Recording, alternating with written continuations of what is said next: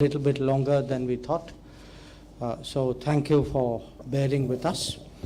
So this Development Ministers meeting of the G20 has just concluded. So I want to first of all share with you that we have approved unanimously two outcomes. One is a G20 action plan on accelerating progress in the Sustainable Development Goals.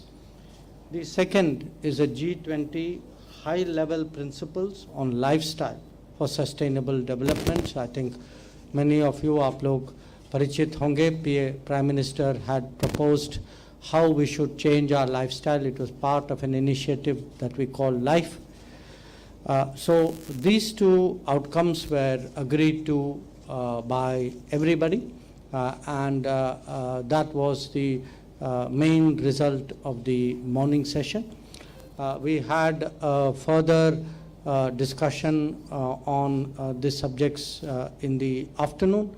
Much of the morning was spent on sustainable development goals. Much of the afternoon was spent on climate change and the relationship between climate change and sustainable development goals. Then at the end of the meeting, we had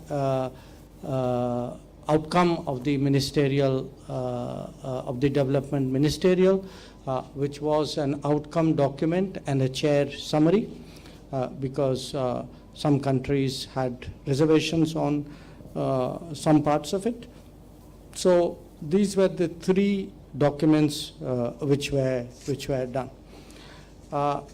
In terms of the action plan, I want to share with you that the action plan put a very sharp focus on women-led development for achieving SDG goals. There was a commitment, how do we leverage data for development, because this is a digital era and there are many digital tools which can be used to advance development. Many of you are familiar. In India, in the last few years, we have shown how much of a difference digital apps and digitally driven programs can make in terms of public delivery of programs and goods. It also focused on human-centric economic growth and the sustainable finance for development, including through the reform of international financial institutions. So these were the main aspects of the action plan. And the action plan is very important because I think most of you would know that in the last few years, many of the sustainable development goals of countries have fallen behind because they are under financial stress. There is a debt pressure on them. They are finding food and energy and fertilizers more expensive.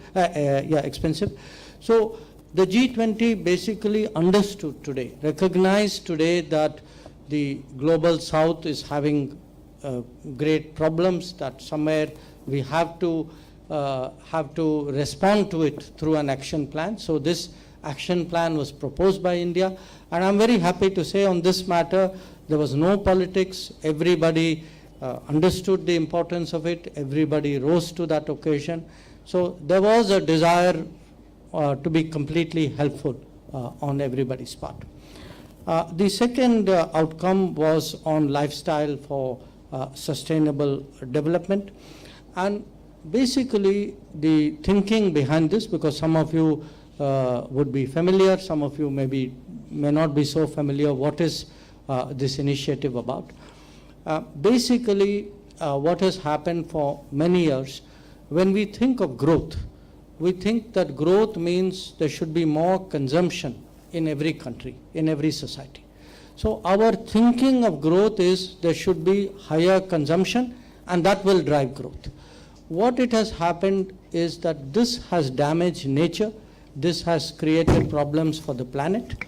So Prime Minister has been proposing for some time that instead of looking at the supply side, we should actually look at the demand.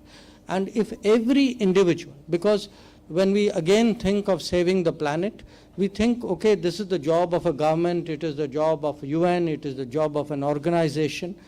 We don't fully recognize it is a job, it is a responsibility for every one of us. That there is an individual, that is every one of us as an individual can contribute to a better planet, to protecting really the environment and nurturing it. And this is something which has taken the form of, as I said, this set of initiatives, and they focus on economic and social improvement through lifestyles for environment. They give priority to basic needs, because again, many countries, and again, I point even to India, that the basic needs of vulnerable sections of society have to be met if we are to talk seriously about sustainability. That sustainability, we cannot say there is a sustainable planet and you have a very rich segment of that planet, you have a very vulnerable segment of the planet, and one is not connected to the other. The third part of it is really the outlook of Vasudhaiva Kutumbakam, which is really the world is a family, and in the case of India, you know, the G20 motto itself is of one earth and of one family and of one future. And the core principle, what I think today the G20 agreed is, individuals, apart from governments and organizations, individuals and communities must contribute to environmental and sustainability issues, and that this needs to be done at a grassroots level. We also had a discussion about how, you know, the local communities should connect with global policy making. How do we link that? How do we get benefits of that? And that, again, there was a very important acceptance that when we talk today about progress in the world, it is not just about economic progress, though economic progress is very important.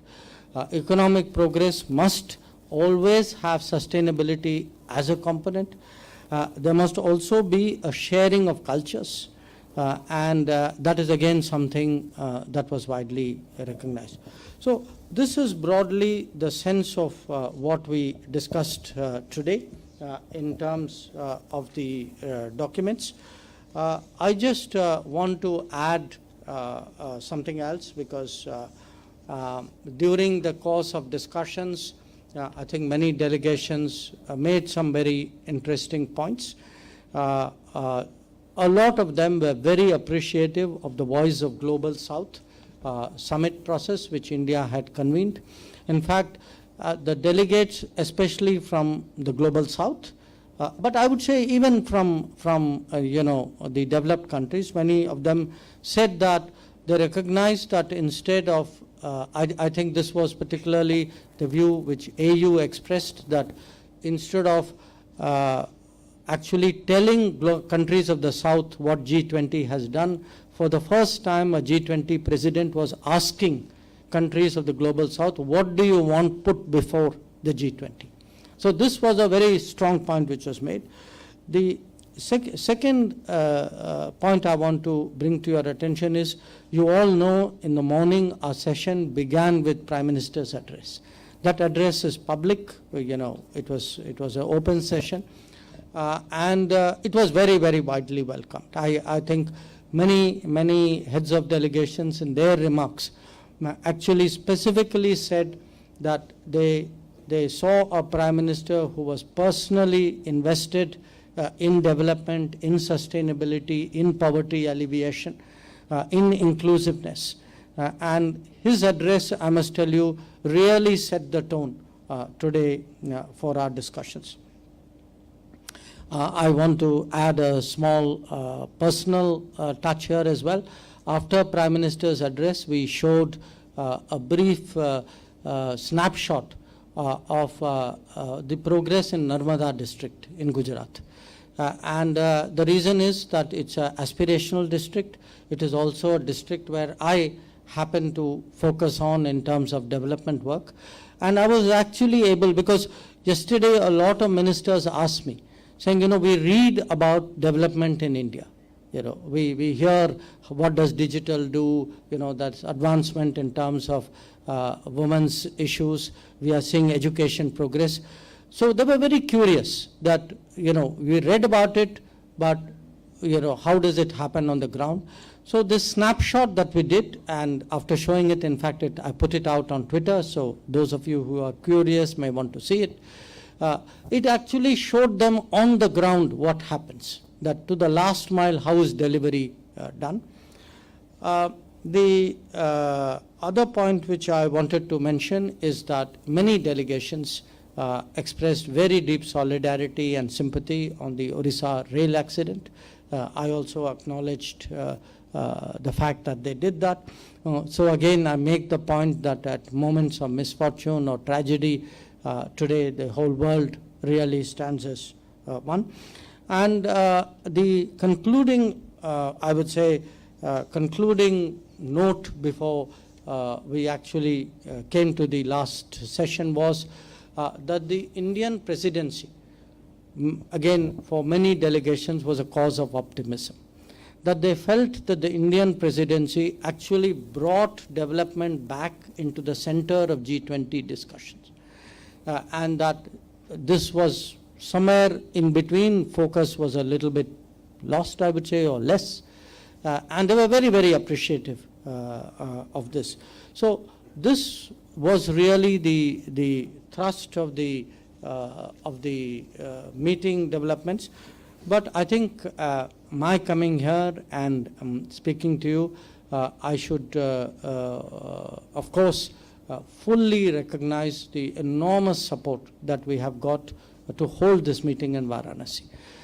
We had yesterday, most of us went for the Ganga Aarti, and almost everybody told me today morning in the meeting, before we went into the meeting, for them it was a unique experience. That if you, other than the outcomes we got, everybody said when we go back, we will carry that picture of Ganga Aarti in our minds.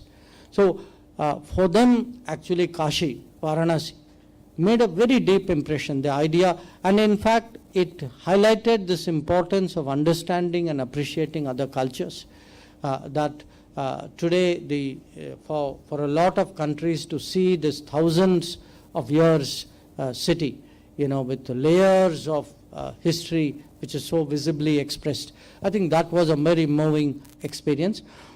Even here, I would say that the handicrafts they saw, the folk dances they saw, the handlooms, this too was important.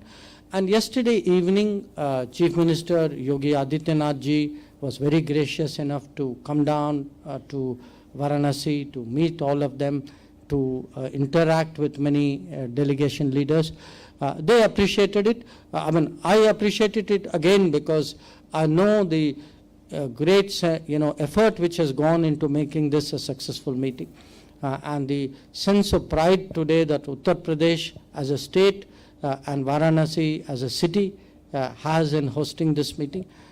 And this state has been a fantastic partner in terms of our G20 efforts, and I really want to use this to underline my appreciation for what the Chief Minister and his team has done. So I think that would be a fair account of the meetings today. So if you have any questions, I would be very happy to answer that. Thank you. We will now open the floor for questions. Please introduce yourself and the organization that you represent, and please limit yourself to one question if possible. We are running behind time. Yes, sir. You there. Microphone will come to you. Please hold. Please sit. Good evening, sir. Dhairya Maheshwari from Sputnik International. My question is about the gaps in the SDG financing, which has been soaring since the pandemic. So have there been any concrete commitments particularly from the rich nations? And another related question to SDGs is the politicization of supply chains. It has been making an impact in Indian communities as well, particularly in the diamond industry in Gujarat. So what sort of discussion What took place kind of on question? Sorry, what politicization of supply chains, which has been affecting the economic, well-being of communities? The answer to your point is, yes, SDG financing gap was discussed. Yes, it was recognized as a very, very important issue. And there was a discussion about the UN Secretary General's proposal for a SDG stimulus at the UN. There's also, by the way, a Paris summit on a new global financing pact in which France and India are among the leading countries who are working on that. So this was very much a concern, because at the end of the day, the feeling was without more resources. Before SDG was slowing down, actually in the last few years, many of the goals have regressed. So the feeling is we have to do something very different, very special, and resourcing was one of the issues. Your second question about the diamond industry. This is not a G20 issue. The diamond industry concern is essentially coming out of the G7. So when Prime Minister went to Hiroshima and we met with G7 leaders, it was something that we discussed with them. I was myself in Brussels. I met both the Prime Minister of Belgium and with the commissioners in the European Union. And on Prime Minister's instructions, I raised this issue with both of them, that this is a matter of livelihood for many people, that it is not an issue where, which should be taken in a not fully considered way. And we really do believe that, the totality of the global economy should always be considered when important decisions are made. Yes, please. Microphone next to you. Good evening sir, मैं Girish Dubey ANI से वाराणसी से। Sir, प्रधानमंत्री जी ने भी global south की बात की थी सवेरे, आप भी ग्लोबल साउथ की बात करें। जो आज की दिन भर की जो मीटिंग हुई, G20 के जो डेवलपमेंट मिनिस्टर आए थे, उसमें किस तरह के कंसेंट मिला उनसे और क्या बात हुई उसमें? ग्लोबल साउथ के विषय पर देखिए, जो आप जो कह रहे हैं बिल्कुल ठीक कह रहे हैं कि आज सुबह भी प्रधानमंत्री ने ग्लोबल साउथ पे काफ़ी बल दिया, और जो हम कहते हैं वॉइस ऑफ ग्लोबल साउथ, हमारी कोशिश थी साल के शुरुआत में कि ग्लोबल साउथ की जो चिंताएं जो हैं, उनके मुद्दे जो हैं, उनको एक बार जब तक हम उनसे बात नहीं करेंगे और उनकी चिंता नहीं समझ पाएंगे, तो G20 जो है वो अपने रास्ते में जा रहा है और ग्लोबल साउथ जो है वो पीछे रह जाता, उनकी कोई सुनता भी नहीं। तो हमारी कोशिश थी कि वो 125 देश जो थे, 125 देश जो थे, उनसे एक बार अगर संपर्क संवाद हो जाए, उनसे बात करें, उनकी बात सुने, उसका निचोड़ निकालें और उसको G20 के सामने रखें। और G20 में भी अगर एक ऐसा क्योंकि आप जानते हैं कि इसके अलग अलग ट्रैक्स होते हैं, उसमें से सबसे जो स्वाभाविक था कि हम इस मुद्दे को उठाएं, ये वो इस मीटिंग, इस ट्रैक में था। तो हमने बिल्कुल ये बात उठाई कि G20 की ये चिंताएं हैं, और ख़ासकर जो एनर्जी, जो मैं कहता हूँ एनर्जी, फूड, फर्टिलाइज़र की हैं, डेट की, कि बहुत सारे ऐसे देश हैं उनका ऋण, उनका डेट, उनका कर्जा इतना ज़्यादा है कि वो उसको वापस दे नहीं पाएंगे। और आजकल जो डेट रिलीफ जो मिलता है वो खाली कुछ देशों को मिलता है, क्योंकि ये एक पुराना फार्मूला था जब दुनिया की इकोनॉमी कुछ और थी। तो उसके बाद कुछ और देश आए हैं और उनको आजकल कहलाया जाता है कि भाई आप तो एलिजिबल ही नहीं हो। अब अगर वो इस माने कठिन समस्या में है और आप उनको कहते हैं कि रूल जो है कुछ अलग है, ये तो नहीं चलेगा। तो हमने जो है ये 125 देश की ओर से उनके मुद्दे जो हैं हमने सामने रखा, और मुझे लगा कि आज जो है G20 के देश सुनने के लिए तैयार हैं। उनको भी ये नहीं है कि ये ना समझते हैं या ना समझना चाहते हैं, उनको भी लगता है कि भाई हाँ कुछ है इस बात पे। और अगर भारत जैसा देश और नरेंद्र मोदी जैसे प्रधानमंत्री अगर वो अपनी आवाज़ उठाएं, अब अगर वो खुद माने पर्सनली इस बात को सामने रखें, मुझे लगता है कि दुनिया पे ज़रूर असर होगा। और मुझे आज इसका असर जो है इस पे दिखाई देता है, पर इसको हमें अब ज़मीन में उतारना है। इसमें कुछ और भी ट्रैक्स हैं, जो फाइनेंस ट्रैक जो है उससे भी कुछ निकलेगा, कुछ और भी हैं।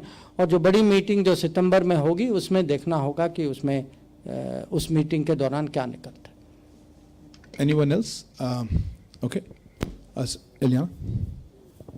Good afternoon. Eliana, TASS News Agency. Am I right to understand that the outcomes of today's meeting will be the part of the declaration for the summit in September? And sorry. Yeah. yes, and I also have another question. I heard on the sidelines of the meeting that during the first part of the discussions, the countries supported the statement or the proposals, or what is it, the speech of the delegate from Russia, which was on food security.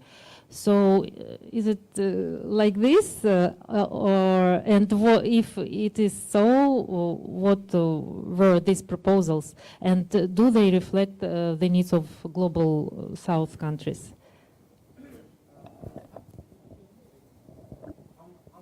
Questions are there? Yeah, because we're running a little bit out of time. Please go ahead. Okay. So this is Amrit Okay, Pal I'll Singh take from two and then. DD News. So I wanted to know about what transpired at the bilateral meetings that you held with the representatives from the ones you met, especially the Singaporeans. Singapore. Jackie, microphone here, please. Thanks. Hi, Jackie Martins, BBC. Just a question. At the beginning of the whole G20 process, there was concern that Ukraine was going to slightly derail the talks. Do you feel that this meeting has put the focus squarely back on development, which is what India was interested in, where the meeting should go? Last question, you please.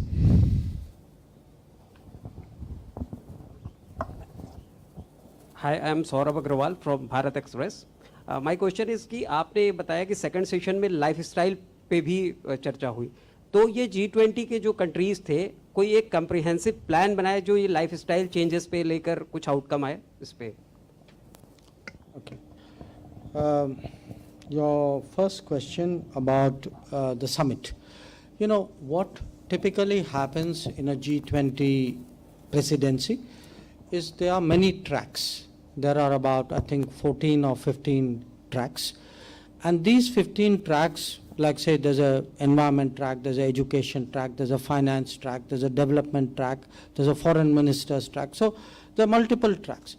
So these tracks produce different outcomes, and finally when we reach the summit level, we have to find ways of how to integrate this and give each of the outcomes what we feel is the right priority at that point of time.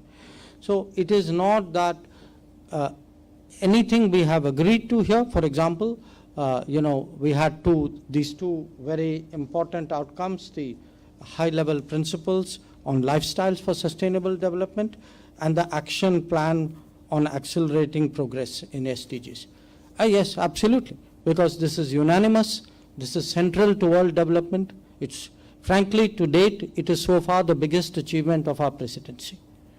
This is the biggest achievement of our presidency, and it is for the South. Today when countries of the South, global South, read this document, they will actually say, yes, India heard us, India stood up, India put our issues forward before G20, and G20 has accepted many of those and now is going on a certain path which kind of answers your question. So I think, yes, much of what we have done will be reflected in the summit, but there will be other ministerials also which will contribute to what is happening in the summit. You asked me about the Russian head of delegation's remarks. Look, first of all, I think what happened inside the room, unless it is very complimentary and polite, we normally don't, say this delegation said this and that delegation said this. I would say the fairest thing would be every delegation spoke for its interest and for its I would say, outlook.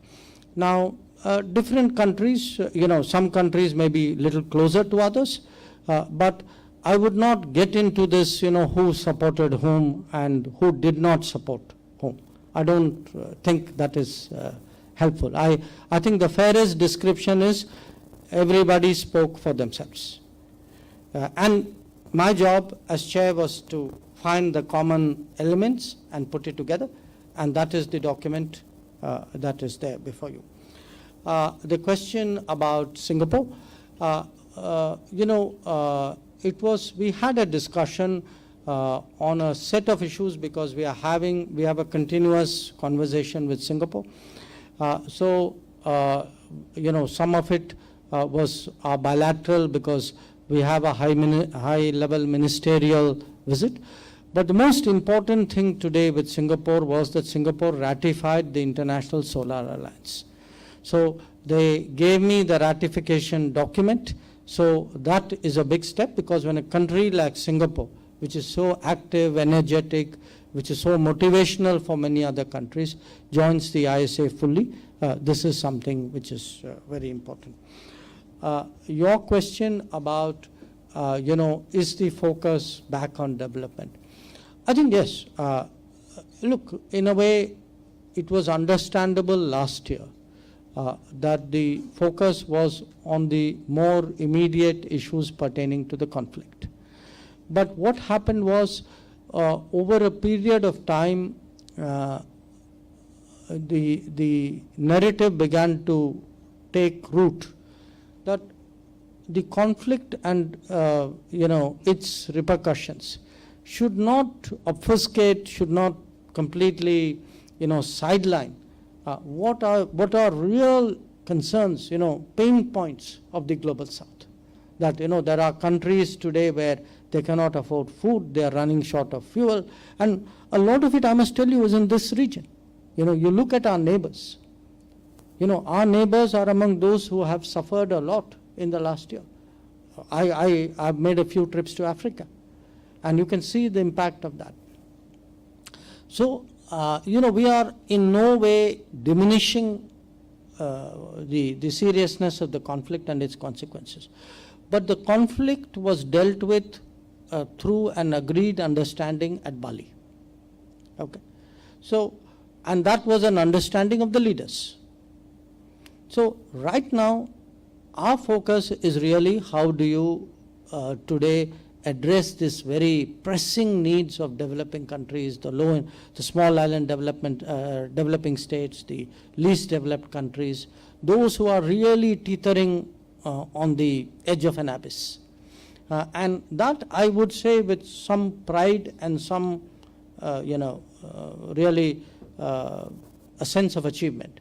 I think today, if you ask me what did you get done today, I think we really got the G20 to look at sustainable development growth, look at what is happening with Global South, think about financing for them, look at climate, think about climate financing, look at the link between development and financing, look at women's issues, at education, at digital. These are the real issues of the world. And I think in that sense, yes, we, I think, got the spotlight, the focus on those issues. And finally, आपका जो सवाल जो था कि lifestyle पे क्या चर्चा हुई, देखिए जो आज जो सहमति जो बनी थी, ये लाइफस्टाइल पे 9 सिद्धांत हैं जो हम अंग्रेजी में कहते हैं कि हाई लेवल प्रिंसिपल्स.